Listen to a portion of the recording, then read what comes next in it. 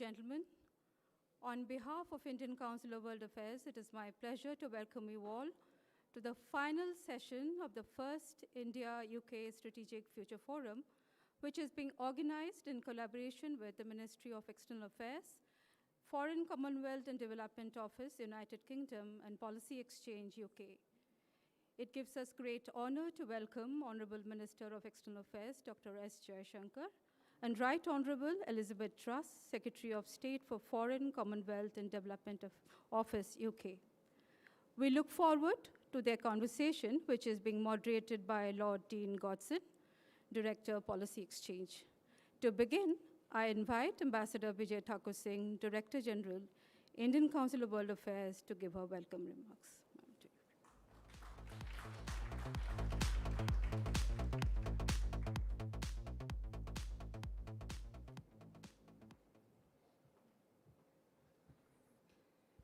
Honorable Minister Dr. S. Jaishankar, Foreign Secretary and Secretary of State, Elizabeth Truss, Foreign Secretary Harshvardhan Singla, Lord Dean, the Director of our partner, the Policy Exchange, Excellencies, ladies and gentlemen. It is my pleasure and honor to welcome you to this conversation between External Affairs Minister of India, Dr. S. Jaishankar, and Secretary of State, Right Honorable Elizabeth Truss. Roadmap 2030, launched during the virtual summit between Prime Minister Modi and Prime Minister Johnson in May 2021, set the tone for India-UK relations over the next 10 years. It was also in this roadmap the idea of promotion of Track 1.5 dialogues between the think tanks and the academic institutions of the two countries to look at the various aspects of our strategic relations. Last October, External Affairs Minister and his counterpart announced the India-UK Strategic Futures Forum as a high-level Track 1.5 dialogue to generate ideas that can help take forward the roadmap. The Indian Council of World Affairs and Policy Exchange UK, with the support of Ministry of External Affairs and FCDO, held discussions under the rubric of this dialogue over the last 2 years. The first iteration of the forum brought together a group of leading individuals from the worlds of public policy and diplomacy, as well as businesses, industry, and technology. The ministerial conversation today is the concluding session of the forum. The forum discussions were structured around 4 key themes: international security and future of the Indo-Pacific. Second, investing in a strategic trade partnership. Third, the future of technology. And last, and the most important, a living bridge between our two societies and parliaments. The very substantive discussions under the 4 themes explored avenues of cooperation with a view to further augmenting our strategic partnership. And these discussions have added depth to our understanding of the multifaceted relationship between our two countries. There was a broad exchange of views and exchange of perceptions on regional and global developments and the geopolitical shifts which are underway, bringing with them strategic, security, and economic implications, as well as challenges for the international order. India-UK relations are unique and are nurtured by shared values, widespread economic ties and engagement, and extensive people-to-people linkages. There is commitment and enthusiasm on both sides to work together in as many sectors as possible. Being vibrant democracies and leading economies, both countries have the resilience and capacity to bring their respective strengths to address post-pandemic recovery and global challenges. Today's conversation is the key highlight of the forum's forward-looking discussions. I would like to now invite on stage Dr. S. Jaishankar, Honorable External Affairs Minister of India, Right Honorable Elizabeth Truss, Secretary of State for Foreign Commonwealth and Development Affairs of the United Kingdom, and Lord Dean Godson, Director, Foreign Policy Exchange UK, who will moderate the conversation. I invite you, sir. Thank you.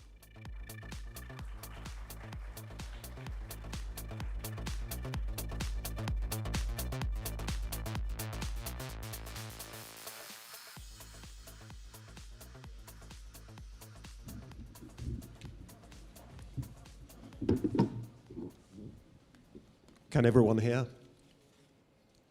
Good. Delighted.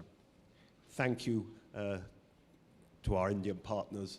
Thank you to our two distinguished guests for what could not be a more timely dialogue. And if I can go on the basis of ladies first to the UK Foreign Secretary and just ask you to reflect on the conventional wisdom in sections of the UK think tank scene and in sections of the UK media, that the crisis in Ukraine proves that we need to rebalance our foreign national security policy back to Europe, that the tilt to the Indo-Pacific, that the terms of the integrated review have been invalidated by recent events, and we need supposedly to come to our back to our common European home, and that we can't effectively, we don't have the bandwidth to, as Lyndon Johnson once said of Gerald Ford, walk and chew gum at the same time. Well, first of all, it's fantastic to be here in India at the Future Forum, and the fact I'm here for the third time in just over a year, I think demonstrates the United Kingdom's commitment to the Indo-Pacific, to our relationship with India. And I think strengthening the relationship with India is more important than it has ever been, precisely because we are living in a more insecure world, precisely because we have seen Putin's appalling invasion of Ukraine and violation of Ukraine's sovereignty and territorial integrity and the shattering of European security. And of course, it's vitally important for freedom and democracy in Europe that we challenge Putin and we ensure that he loses in Ukraine. But we also need to think more widely about the message it would send across the globe if Putin was successful. If he was able to have success invading a sovereign nation, what message would that send to other aggressors around the world? And I think it's very significant in the sanctions that have been applied on Russia, along with the weapons that are being supplied to Ukraine in their fight for freedom, is that we are seeing an alliance of the G7, including Japan, putting on sanctions, and we're also seeing countries like Australia, South Korea, and Singapore participate in those sanctions, because I think countries across the world, regardless of their specific status or structure, understand there is a fundamental problem if an aggressor can get away with invading a sovereign nation. And that does violate international law, it violates the UN Charter. And the idea that somehow we should only focus on Europe because of this crisis is completely wrong. I'm afraid to say the implications of this crisis are far-reaching. You know, we are seeing global food security threatened. We're seeing global energy security threatened. If we look at the people who are in Ukraine, and I pay tribute to the work India has done to secure the release of its students from Ukraine. You know, we had citizens from all parts of the globe living in Ukraine, a sovereign democracy. So this, to me, highlights the need for like-minded nations to work together. This highlights the need for us to work more closely with India on strengthening our economic ties, strengthening our security ties, and strengthening our defence ties, because we can't afford not to. Thank you. And just specifically on the integrated review, why the current crisis reaffirms the need for the integrated review? Well, the integrated review was very clear that Russia remained the #1 security threat. So the integrated review recognised that. And in fact, the United Kingdom, alongside the United States, were absolutely crucial in highlighting the threat that Russia posed to Ukraine. We unveiled intelligence before the invasion, showing that that was exactly what Putin planned. We put in place statements that were clear that there would be severe costs of an invasion by Putin. So we have always been aware of the threat from Russia. I think it's certainly true post-Cold War that the West didn't spend enough on defense, that we were complacent in allowing Russia to, first of all, invade Crimea and then allow the actions that they undertook in the Donbass region as well. So there were certainly failings to do enough early on, but that certainly doesn't mean that we don't face other threats. And the G7 also pointed to the economic coercion that we're seeing from China and the threats in the Indo-Pacific region. And this is why, alongside our work with India, alongside our work with Japan, that AUKUS is very important in protecting an open and free Indo-Pacific. So simply because one threat is very real and very present doesn't mean we can ignore other threats which might be slightly in the longer term, but certainly pose a risk to global security. Thank you. And Dr. Jaishankar, welcome again to a shared policy exchange platform. We were only sorry not to see you in person in London on one of your recent visits there. But just thinking about my question to Liz Truss about conventional wisdom, and one particular bit of conventional wisdom that's, of course, been overturned in recent months has been the idea that Europe would be the least likely place that a nuclear war or chemical weapons attack might take place. We all thought about the Middle East, all kinds of other places where it might take place, but not Europe. How the world, from your perspective, has changed since the Ukraine crisis began? Well, I think the world's changed in many ways. Obviously, one part of it is the conflict in Ukraine itself, the politics of the conflict, what it has done in terms of challenges for diplomacy and policies of various countries. We in India had a particular immediate concern, which was we had about 22,000 students there. Getting them out safely was quite a challenge. And a lot of Ukraine's neighbors were extremely helpful to us in that process. And that's now largely behind us. I think the real problems are still to come, certainly for our part of the world. We are seeing the impact of the conflict on energy prices, on commodities. There would be other disruptions if the financial world is disrupted and the logistics world is disrupted, and the markets are in a turmoil. I mean, all of this is going to have consequences in the rest of the world, and I think we're seeing that. And when you look at the way in which President Biden has characterized the new era, he talked about a new world order, which the US will lead. He's also talked about the world more clearly polarized between authoritarianism and democracy. I wonder what your thoughts are on how he's couched the current international situation.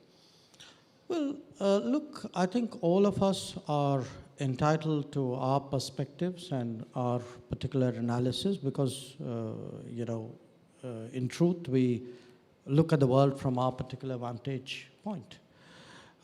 If I were to step back and, reflect on the world order, the fact is the world order is not it's not a sudden shift. I mean, it's something which is happening at one level continuously and progressively. And one part of the changing world order is really an enormous economic rebalancing which has taken place over the last 30, 40 years, which has translated into a much more multipolar world. And if I were to give you a sort of shorthand formulation for that, the fact that in a way the G7, the centrality of the G7 has been replaced, not exactly identically, but by the G20. So there's a much broader spread of countries who have views and influence on how the world should run.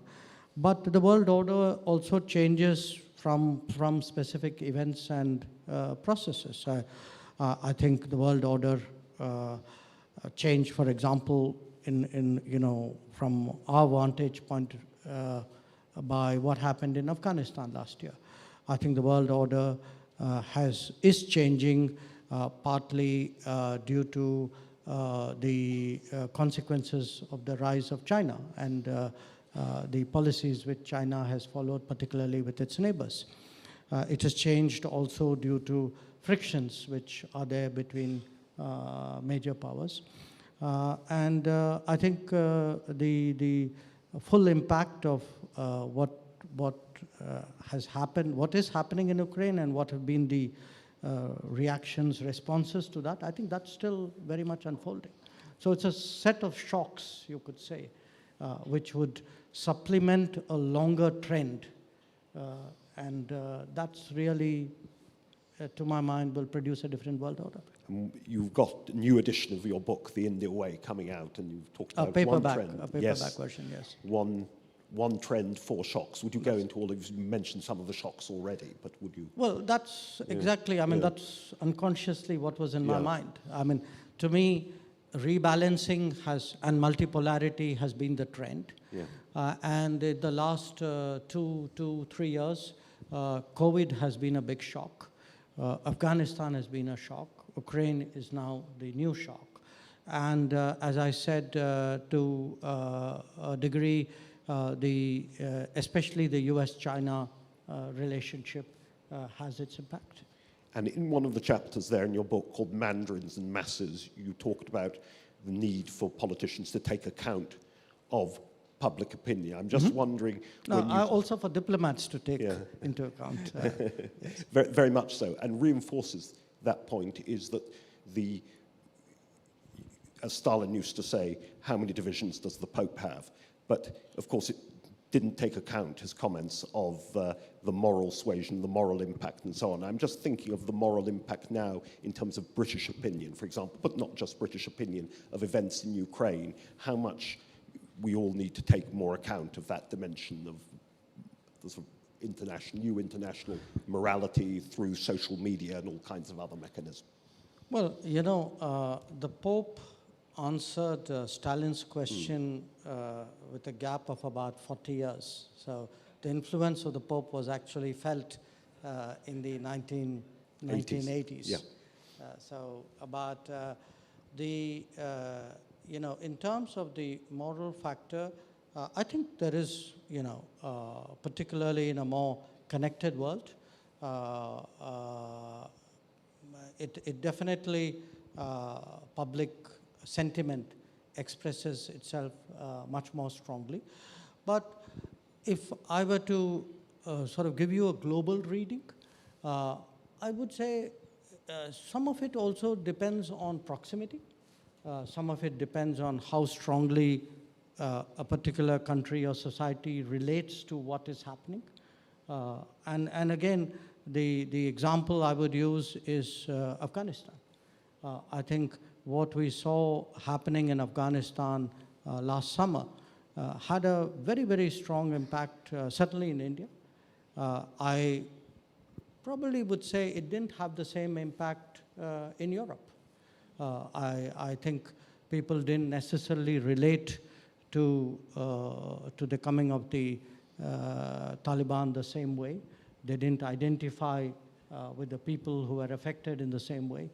So, you know, the truth is that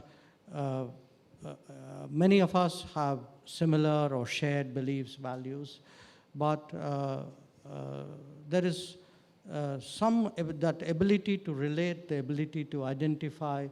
Some of it is proximity. That's also a factor. So I think you get a slightly, you know, the intensity of the reaction may not be the same all over the world to the same event. Foreign Secretary, your thoughts? Well, what I think the crisis in Russia or crisis in Ukraine has demonstrated is the resilience of democracy and of free people, because I remember during the COVID crisis, there was a lot of commentary that actually authoritarian regimes, because they are better at imposing order on society, were doing a better job at dealing with the pandemic. There was a view that younger generations, even in democracies like Britain and the United States, were turning against democracy, and they wanted, you know, a stronger sort of push, a stronger leader. What we are seeing, first of all, through the response of the Ukrainians, and the brave people of Ukraine fighting for their country that they really believe in. And the freedom to speak out and the freedom to communicate is proving much more effective than Russians who have been asked to fight in a war for reasons they don't know why, in a way that they weren't told about. And we've also seen a huge response from democratic societies and indeed resistance in Russia. You know, people being prepared to demonstrate in Russia against what is happening. So I think it has shown the resilience of free societies and the importance of being able to speak freely, the importance of being able to select your own government, and the fact that NATO has stood up, the G7 has stood up, and the West has really stood up in a way that we haven't seen for some years. And I think that is a significant development. I mean, I do agree with what Jai is saying about proximity, but also the specific historical responsibilities countries have. So I feel the UK is very responsible because we are a signatory to the Budapest Memorandum in 1994, that in exchange for giving up its nuclear weapons, we agreed that Ukraine's sovereignty and territorial integrity would be guaranteed. And that is something that, you know, we were the first European country to recognize Ukraine's independence, and we have followed through with that by being the first European country to donate weapons to Ukraine. But I think we feel very strongly a sense of responsibility.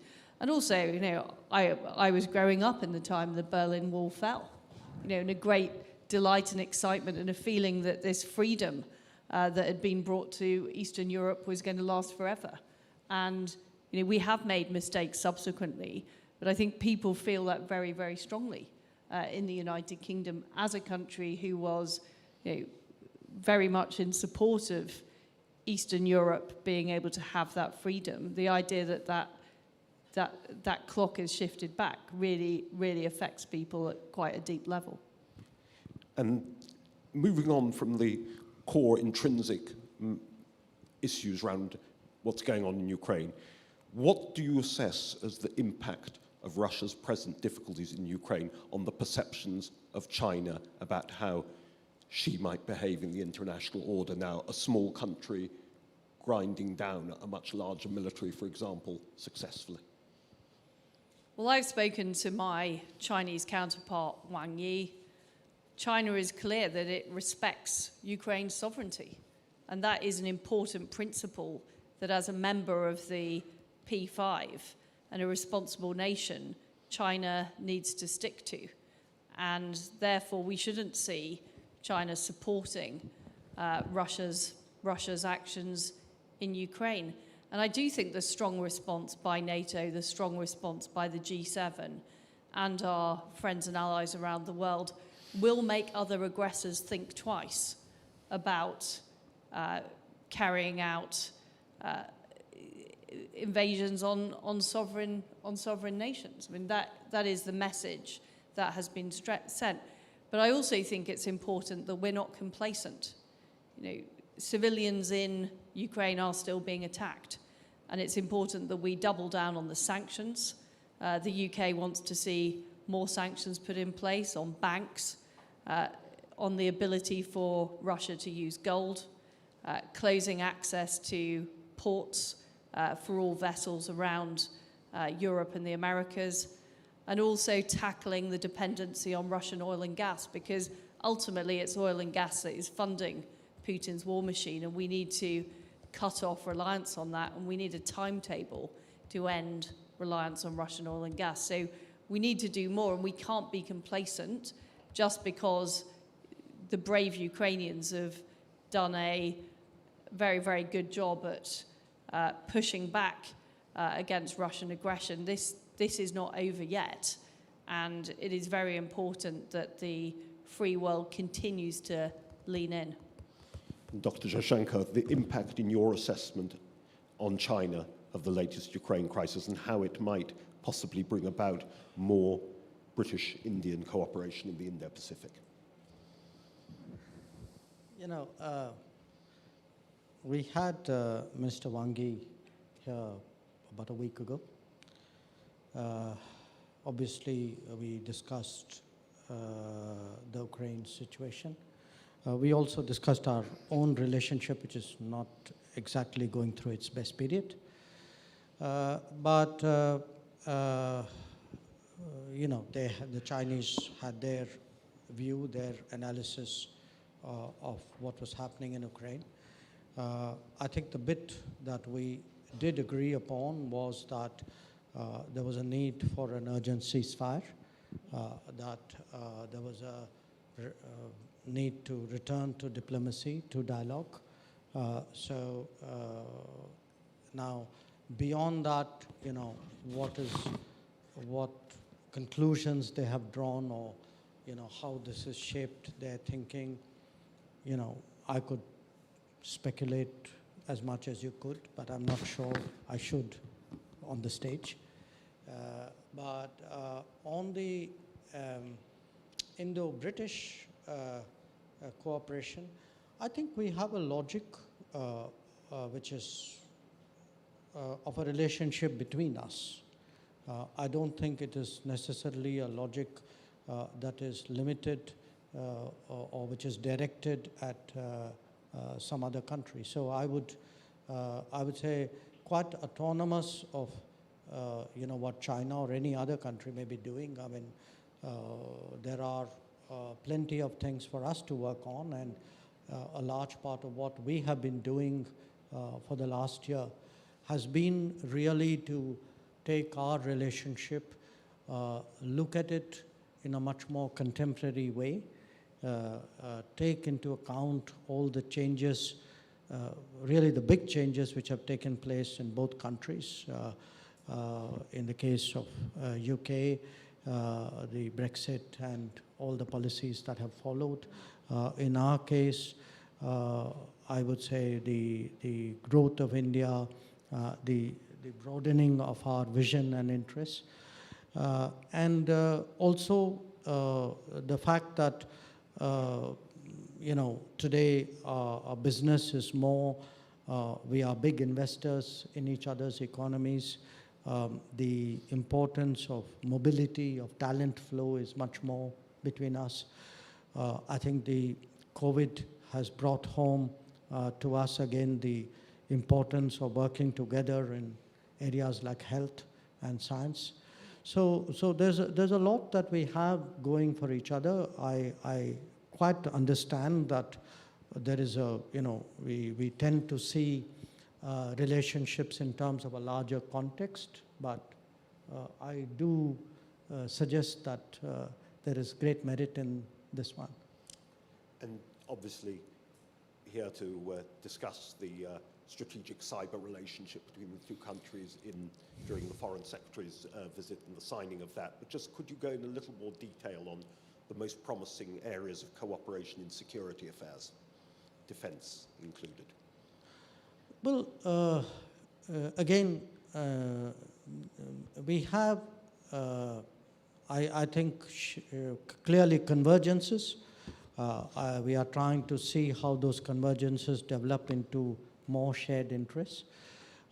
If you were to look at the defense side, again, there's a long history we have, but our defense trade hasn't been big in recent years. In fact, what I did share with Foreign Secretary Truss was the thinking in India about defense. The fact that today there's an emphasis in what we call Make in India, and therefore the more collaborative we are, the possibilities of working together are more. Also that we do a lot of global sourcing, so it's important that any offer be competitive. And again, the interest in co-creating is very strong in certain areas. So a lot of what we aspire to lies ahead of us, and our job right now is to make sure that the policies are in place so that the people who actually do things in particular verticals are not obstructed by policy from doing those things. Thank you. Foreign Secretary.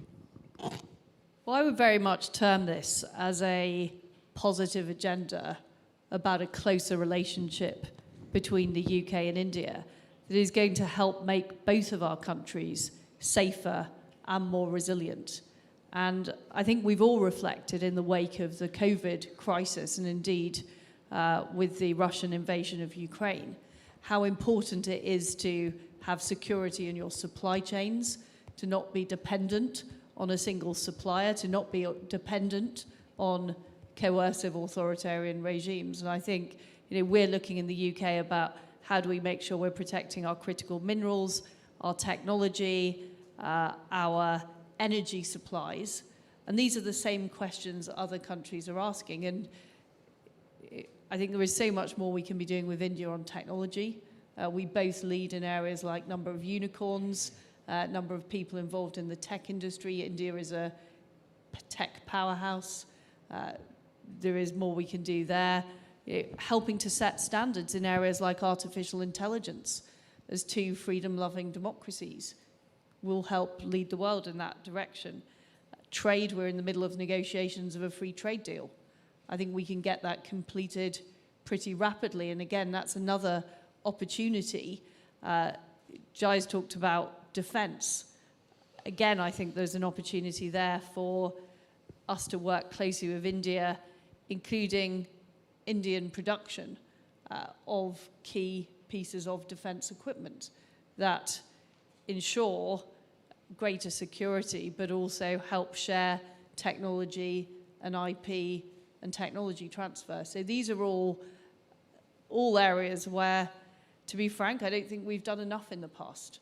I don't think we've operated to our maximum potential. And I think a strong India and a strong United Kingdom and a strong partnership between India and the United Kingdom isn't just good for us. I think it's good for the world, because I think the things that we do are positive and make a positive contribution. So I think it's fair to say that Dr. Jaishankar and I have been going through the details. I think we're having a further meeting after this session to really work out the nuts and bolts of how we make progress. Can I just add a word here? I think in a way, the experience of the COVID has also made the world much more conscious about being, I don't want to use the word self-sufficient, but certainly having more national capabilities. Because the kind of disruptions that we saw during the COVID period, it's really brought home to many economies how vulnerable they were. In a way, you could say the last 20 years of globalization, it's not going to be reversed, but there will be a correction to it. I think the world was much too obsessed with a just-in-time economic outlook, where you were absolutely sure that distant locations would deliver on timelines that you need. And I think these multiple conflicts or obstructions to connectivity or these big uncertainties like COVID have caused people to pause on those assumptions. So you will see the world go in a somewhat different direction. Different countries would express it differently. But I think you're seeing that shifting of gears take place. I think that's absolutely right. And if we look at what's happened in Europe, we prioritize cheap goods and cheap energy and cheap technology over long-term security and freedom. That's the reality of the decisions we made. And when we are looking at trading partners now, when we're looking at developing deep technology relationships, and one of the areas where we're collaborating much more is on cyber, we are now much more conscious about who can we trust? Who can we trust? Whose regulations and laws can we trust? Whose future direction can we trust? Is that a stable country whose values we share that we are doing business with? And this is why India is, as far as we're concerned, a key partner for the United Kingdom, because we do trust India and we can do business with India. And of course, there are some capabilities which we, as the United Kingdom, want to retain domestically. This is why we've put in a new investment screening law to make sure we're protecting essential technology, essential capabilities. But where we are not able to do everything, or where it's not desirable in the UK, we can't do everything and produce anything. We have to be working with trusted friends, and we have to have our diversity of supply. So that is why the work we're already doing on the 2030 roadmap, I think, has become even more important in the aftermath of the COVID crisis, in the aftermath of the Russian invasion of Ukraine. Those relationships of trust are more important than they've ever been. Thank you. There's a word for it called trust shoring, like offshoring. Very good. I think we've some time for questions from the floor, I'm afraid, because the dazzling lights are so brilliant, I can't necessarily see who it is. I think, if I may interject a policy exchange house rule here, no question too outrageous. You just have to state your name and organisation first. Who do I see first question? I can see just in the front row the outline of my good friend Lord Billamoria, who, of course, president of the CBI and King of Cobra Beer, if I can so describe you. Thank you, my lord. Dean, first of all, full credit to you and Policy Exchange in being ahead of the game with the Indo-Pacific. As a proud Indian, Asia-Pacific no longer exists. It's now the Indo-Pacific. And the integrated review, which was a great move by the government with the tilt to the Indo-Pacific. Now, Foreign Secretary, you mentioned trust. And Minister Jaishankar, you spoke about logic. And trust has been described as authenticity, logic, and empathy. And I think there's phenomenal trust between our two countries. Why not seize this moment when we're in the middle of a free trade agreement, when, as Minister Jaishankar, you spoke about trade, Foreign Secretary, you spoke about technology. Why don't we work closer together? Because trade and security go hand in hand. And you spoke about, Minister Jaishankar, about the future, what we aspire to is in the future. Can I suggest two things we can aspire to? One, why doesn't the UK join Quad? Wouldn't that be great to have that defense alliance if we join Quad? Secondly, we have 2+2 meetings that India has with other countries. Why don't we have a 2+2? And I'll go one step further. Why don't we have a 3+3 where we introduce the business ministers and defense ministers and foreign secretaries of both countries? I think our Policy Exchange's Chair of Trustees and former Australian Foreign Minister Alexander Downer just WhatsApp with exactly that question. So it's two of you, in fact, asking the question. Dr. Jaishankar first. I think on the 2+2, look, my understanding of the 2+2, we do 2+2s at the ministerial level currently with the US, with Japan, now with Australia, with Russia. And mostly it is done when, the security side is strong enough and the security has a sufficiently significant place in the overall foreign policy. So you want the foreign ministers and defense ministers to be in the room at the same time. I could see something like that happening with the UK. I think the only reason probably it hasn't so far, maybe the security side hadn't come to the same level that the foreign policy side has. There are, by the way, countries with whom sometimes the trade and foreign ministers sit together. That also often makes sense. So I don't think we have particularly fixed ideas on that where the Indian side is concerned. We have to see how the roadmap develops. But on the roadmap, though, I want to say that one I don't want to share with anybody. So that the foreign ministers are in charge. So we want to be very clear, who has the responsibility there.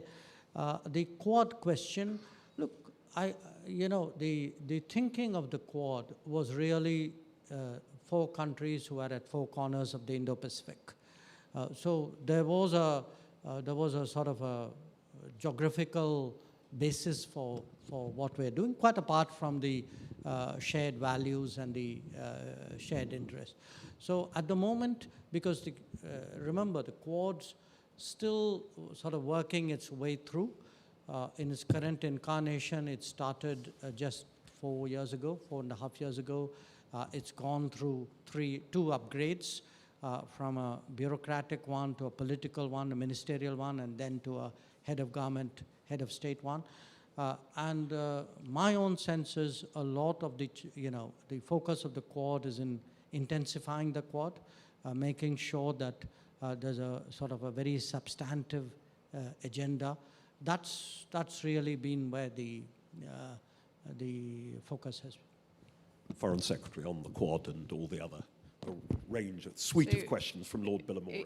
What I've discovered, I've now been Foreign Secretary for 6 months, and there is just an immense panoply of different formations that one can be part of, and certainly the UK is obviously part of the NATO grouping, the transatlantic Quad, the G7. We're also currently working to join the CPTPP, which I hope will be finished at the end of this year, as well as having a lot of direct 2+2 relationships. So we've recently done a 2+2 with Australia. I think the most important thing, though, is that we shouldn't allow the formats to get in the way of the delivery. And that is the most important thing for me, is that we're really cooperating with India much more closely on defense and security. We're sharing more intelligence. We're working together on cyber. We're working together on technology. We're working together on trade. I know that the Defence Secretary, Ben Wallace, is keen to visit India. I'm sure we're going to have more future discussions on this subject. But I think the most important thing is the what about how we go on with it. And Minister Jaishankar talked earlier about the sort of shifting geopolitics of the world. And we are at a huge inflection moment, in my view. The post-Cold War world has now come to a close, and we are entering a new era. And there is a proliferation of different groupings taking place. But I think they all point to the fact that the current architecture isn't working as it should, and we are finding coalitions of the willing and alliances to get things done. And certainly, as the United Kingdom, we see India as an absolutely crucial partner in that, alongside, our other crucial allies. Very good. Do I see any other questions from near the front? There was somebody who was trying to catch my eye. There was someone at the back. Name and organisation, please. There was somebody trying to catch my eye, waving their hand. Good evening. Can't hear you. I'm afraid you're going to have a superior mic or boom out loudly. Hello. Name and organisation, please. My name's Sebastian Berger. I'm the South Asia Director for the international news agency AFP. Foreign Secretary Truss, I found it was interesting that you mentioned here, so you talked several times about Britain's historical responsibility towards Ukraine. And I was wondering, what do you feel are Britain's historical responsibilities towards India? And Minister Jaishankar, same question.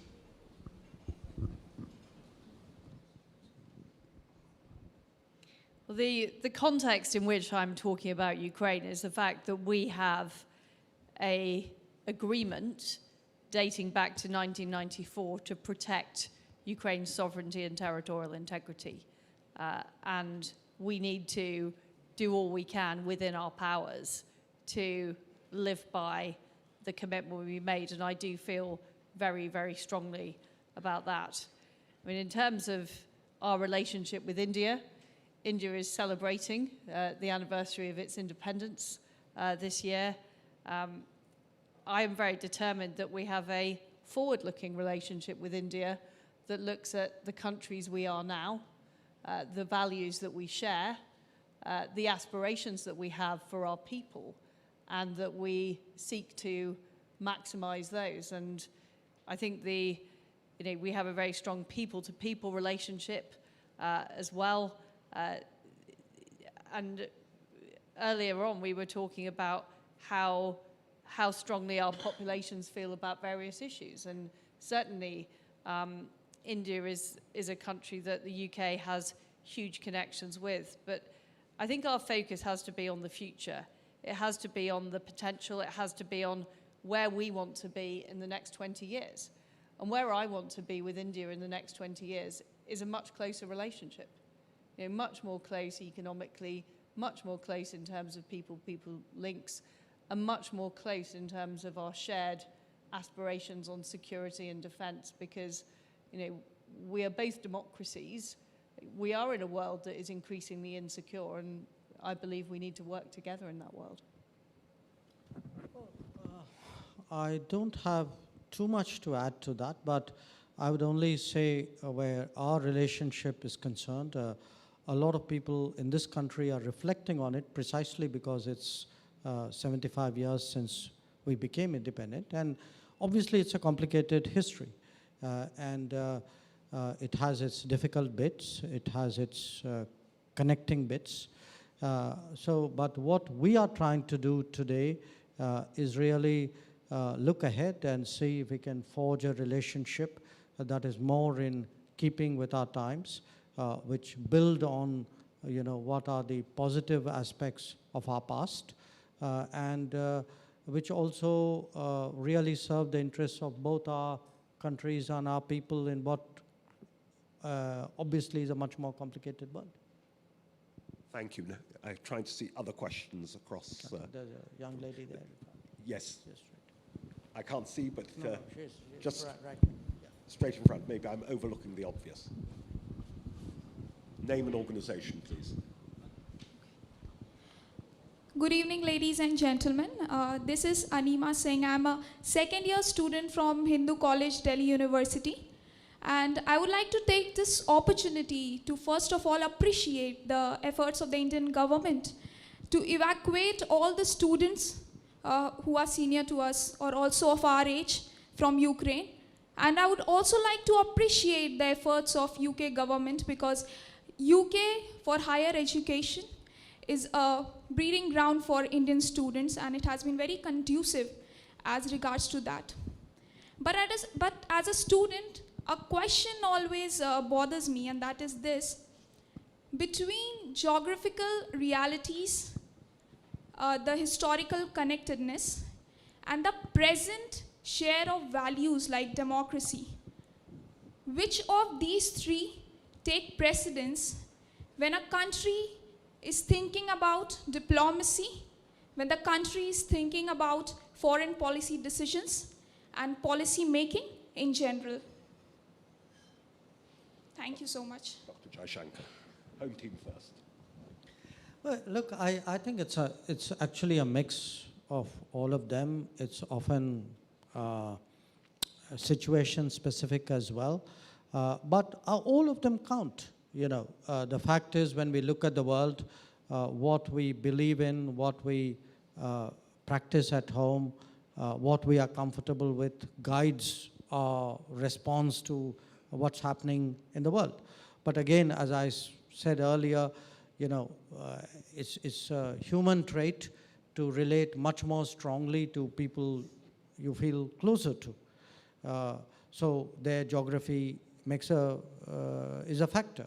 Again, if there are societies with which there's a lot of connectedness before, where you have a shared history, there's a bonding which comes with that. And the interesting part of international relations is really how, among the 200-odd countries of the world, this combination of values and beliefs and interests and bonding, how that plays out. And that is really what makes it, in many ways, such a complex profession, which is my nice way of saying you need diplomats and foreign ministers. Liz Truss. Well, thank you. And we're absolutely delighted that the number of Indian students in the UK is increasing rapidly. Am I right in thinking it's doubled, High Commissioner, in the last year? And we really welcome Indian students to the United Kingdom and the huge contribution they make. Of course, all of these factors need to be considered. And one thing I always reflect on in the jobs I do in government is what is achievable and not achievable. So where can I make a difference? Where is there an opportunity? And where is the time right to do something? Because we're talking at the moment about the India-UK relationship. I really feel now is a very good time where we have a strong coincidence of our interests, where there is a clear agenda of things we can do that are going to benefit our population. So it's also about choosing the right time to do the right thing, as well as the values that have to underpin everything we do. Time for one final question, I think. A very brief one. I see someone at the back as well, if I remembered rightly. Yes, but somebody's waving at me by the door. Name and organisation, please. Hi, Alistair Powell from Reuters News. Foreign Secretary obviously mentioned reducing reliance on Russian oil and gas. I mean, what do you make of the news that India is seeking to buy huge amounts of Russian oil at a very steep discount? You must be quite disappointed that something goes so contrary to your sanctions programme. Well, I've outlined the UK's approach to sanctions and the fact that we are ending our dependence on Russian oil by the end of this year, but we're also looking to achieve a timetable with the G7. We've got a meeting of the G7 later this week. I think it's very important, though, that we respect other countries' decisions about the issues that they face. India is a sovereign nation. I'm not going to tell India what to do. What I've said is, as a member of the UK government that has signed up to the Budapest Memorandum, I feel a strong responsibility on behalf of the United Kingdom to take all the action we can to support the people of Ukraine. But that is not the same as going around telling other countries what to do. Final question. May I just add a word there? Of course. It's interesting because we've seen for some time what looks almost like a campaign on this issue. Now, I was just reading a report today that in the month of March, Europe has bought, I think, 15% more oil and gas from Russia than it did the month before. If you look at the major buyers of oil and gas from Russia, I think you'd find most of them are in Europe. We ourselves get the bulk of our energy supplies from the Middle East, about 7.5%, 8% of our oil from the US. In the past, maybe less than 1% from Russia. When oil prices go up, I think it's natural for countries to go out into the market and look for what are good deals for their people. But I am pretty sure if we wait 2 or 3 months and actually look at who are the big buyers of Russian gas and oil, I suspect the list won't be very different from what it used to be, and I suspect we won't be in the top 10 on that list. Foreign Secretary.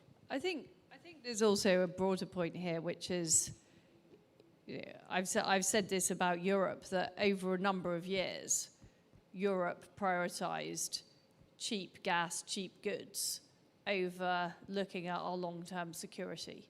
And we didn't do enough when Putin invaded Crimea. We didn't do enough to involve ourselves in the Minsk agreements. And we are now seeing the result of that. And necessarily, dependency on energy or dependency on technology takes time to address. So we're now removing Huawei from UK telecoms networks, but that takes time. We're reducing and eliminating our dependence on Russian oil and gas, and that takes time. And that is also true of other countries.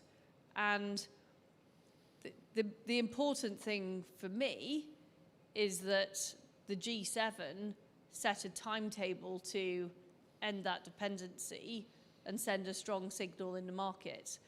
But, to say that, years of policy that we have just been through, you can suddenly change it overnight. I mean, there have been some pretty remarkable changes. Germany has changed its entire energy and defense policy as a result of the invasion of Ukraine. And we need to keep doing that. I think the biggest danger at the moment is that we let our foot off the gas on sanctions, and we can't do that. We need to continue to put the pressure on Putin. We need to continue to supply the weapons into Ukraine.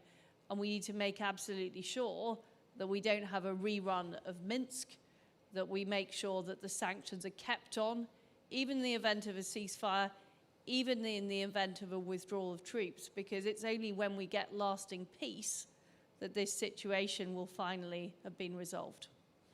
Thank you. And before winding up proceedings from myself as moderator, just also to say a very particular word of thanks today to two outstanding High Commissioners for their respective countries, Alex Ellis and Gayatri Kumar, two outstanding teams working for them indeed, who've done everything to make this possible, and both countries are very lucky to have them at this particular moment in our relationship. Thank you to them both.